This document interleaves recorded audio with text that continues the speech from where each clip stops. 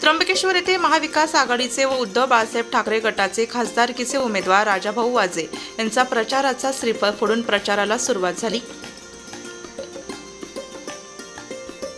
सर्व वक्त्यांनी गावातून जास्तीत जास्त मतदान देऊ अशी ग्वाही दिली। राजाभाऊ वाजे सांगितले की गावाचा विकास करू, स्वर्गीय लांडे बाबा यांचे स्वप्न पूर्ण करू असे आश्वासन दिले व ग्रामस्थांनी खासदारकीच्या शुभेच्छा दिल्या।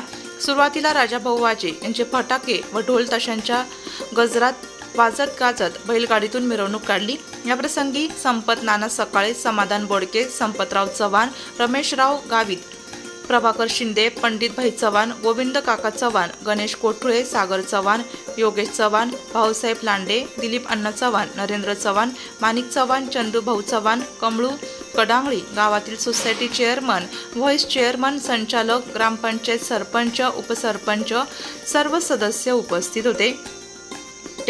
सर्व सदस्य ग्रामस्थ उपस्थित होते। नाशिक लोकशाही न्यूजसाठी अरुण प्रभाकर शिंदे, त्र्यंबकेश्वर।